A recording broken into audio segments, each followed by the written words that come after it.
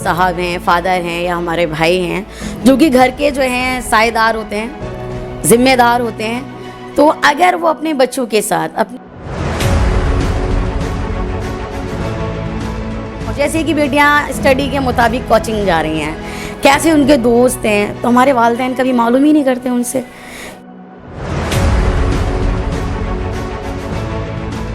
अब वो फ़ोन के अंदर सोशल मीडिया के अंदर क्या कर रही है, स्टडी कर रही है कि वो चैटिंग कर रही है या उसने खुफिया आईडी बना रखी है, कुछ नहीं मालूम होता है किसी को।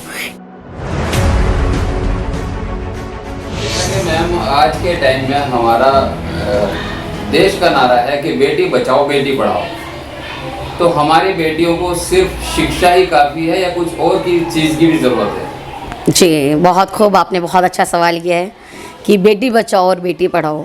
बेटी पढ़ाने में हमारा समाज, हमारा देश, हमारा परिवार, हमारे टीचर्स बहुत अच्छा काम कर रहे हैं अल्हम्दुलिल्लाह। लेकिन जब ये सवाल आता है कि बेटियों को और किसी चीज़ की भी ज़रूरत है, तो मेरा मानना है कि बेटियों को सबसे ज़्यादा जो ज़रूरत है वो इज़्ज़तें हों उनकी, उनको इज़्ज़त दी जाए समाज में, परिवार में, बाहर उनको मोहब्बत दी जाए और उनको अप्रिशिएट किया जाए। क्योंकि औरत की ज़िंदगी में या पुरखुलूस सभी को इस चीज़ की बहुत ज़्यादा ज़रूरत है। हर इंसान चाहता है कि उसकी इज़्ज़त हो और उसको मोहब्बत मिले, जो वो काम कर रहा है और उसको बढ़ावा दिया जाए, उसको अप्रिशिएट तारीफ़ की जाए।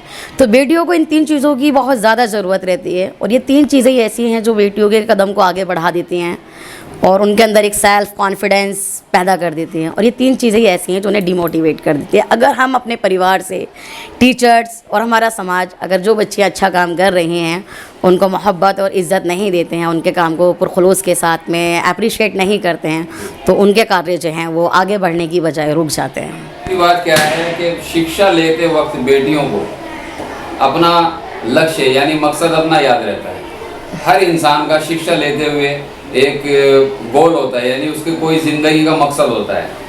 तो हमारी बेटियां लक्ष्य होते हुए भी कहाँ बहक जाती है, यानी इसका जिम्मेदार कौन है और यानी उनको बहकना चाहिए या नहीं चाहिए? जी माशाल्लाह, बहुत खूब सवाल किया है आपने हमारा। देखिए, जैसे मुआशरा चल रहा है और हमारा सोशल मीडिया जो है बहुत तेज़ी से काम कर रही है इस पर, और सोशल से ही जो है बच्चे, बेटा हो या बेटी हो, उसका माइंड जो है बहुत ज़्यादा डाइवर्ट हो जाता है और कुछ ना कुछ ऐसा होता है जो हार्मोन्स चेंजेस भी होते हैं। सभी को मालूम है, जैसे कि आप भी जानते हैं और हमारा माशरा भी जानता है कि हाँ 13-14 साल के बाद में जो है बच्चों के अंदर जो है बेटा हो या बेटी हो, हार्मोन्स चेंजेस होते हैं, एक दूसरे से लगाव पैदा हो जाता है। तो उसके अंदर ये होता है कि अगर हम जो चीज़ें जो है उस वक्त में बेटा हो या बेटी हो वो चीज़ पसंद करती है कि मतलब मेरे काम को बहुत अच्छा कहा जाए और दूसरे लोग मुझसे मोहब्बत करें, ठीक है, मुझे घुमाने ले जाएं, मेरे साथ में बैठें, मेरे साथ में मदद करें, तो जाहिर सी बात है बेटा हो तो उसका अट्रैक्शन जो है वो मतलब गर्ल्स की तरफ चला जाता है और बेटी है तो उसका अट्रैक्शन जो है बॉयज़ की तरफ चला जाता है। यानी उन्हें अपना आपा बहुत अच्छा लगने लगता है। तो उस मकसद में जहाँ तक है, अगर वो एक साथ एजुकेशन ले रहे हैं, बॉयज़ भी और गर्ल्स भी एक साथ अगर एजुकेशन ले रहे हैं, तो उनके अंदर अट्रैक्शन होना, उनके अंदर आपस में लगाव पैदा होना बहुत ज़्यादा जो है बढ़ जाता है, आकर्षित हो जाते हैं। अगर ये माहौल हमारा अगर घर से बना हुआ है, जैसे कि हमारे वालिद साहब हैं, फादर हैं या हमारे भाई हैं जो कि घर के जो हैं साएदार होते हैं, ज़िम्मेदार होते हैं, तो अगर वो अपने बच्चों के साथ, अपनी बेटियों के साथ अच्छा सलूक करते हैं, उनसे मोहब्बत करते हैं, उनके साथ वक्त बिताते हैं, उनसे पूरे दिन में अच्छाई और बुराई, आपको बेटा कहाँ तकलीफ़ हुई है और क्या चीज़ जो है आप करने वाले हैं और ये आपने बहुत अच्छा किया है और मेरा बेटी जो है वो बहुत आगे बढ़ेगी, मेरी बेटी जो है मेरा नाम रोशन करेगी, ठीक है बेटा। और वो दर्स जो है, जो अट्रैक्शन वाली दर्स है, अगर उसका तज़किरा हमारी फैमिली में बैठ के हो जाता है, हमारे घर से शुरुआत हो जाती है, तो मेरा मानना है शायद ही कोई बेटी ऐसी होगी जो अपने लक्ष्य तक ना पहुँचे या वो कहीं भाग जाए।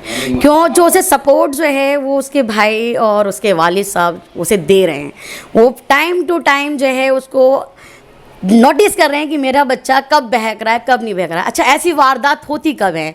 जब घर के ज़िम्मेदार जो हैं वो तरीके से सो जाते हैं, यानी वो उस माहौल से बिल्कुल पता ही नहीं चलता।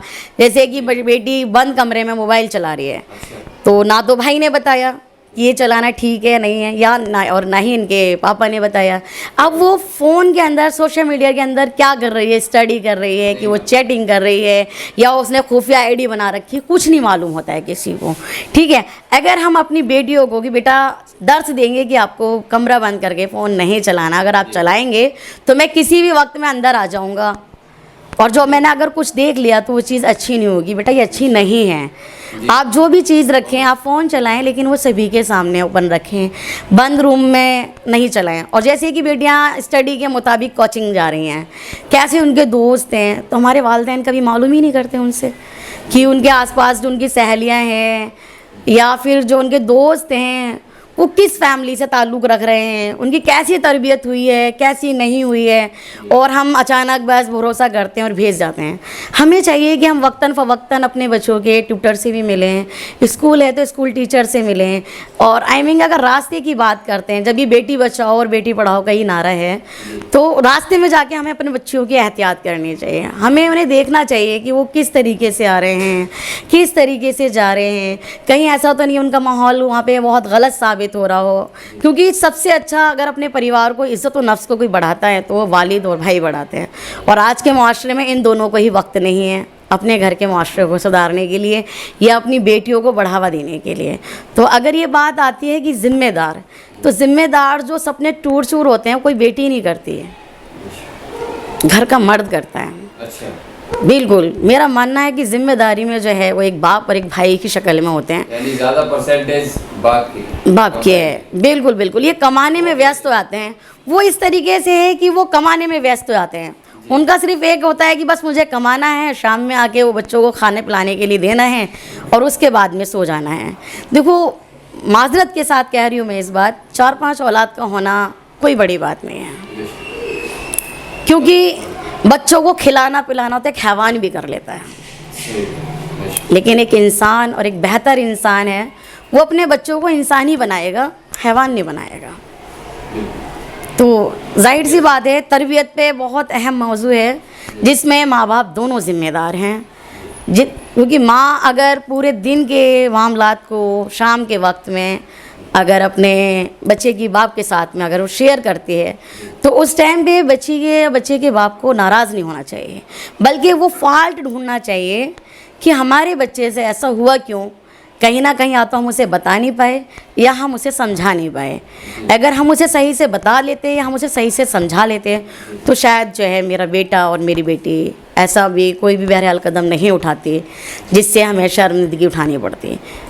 जी, वैसे ज़्यादातर जैसे आप बता रहे हैं कि ट्यूशन यानी कोचिंग सेंटर जाना चाहिए और अपने बच्चे का जैसे रूम खुला रखना चाहिए, मोबाइल अकेले में नहीं चलाने देना चाहिए।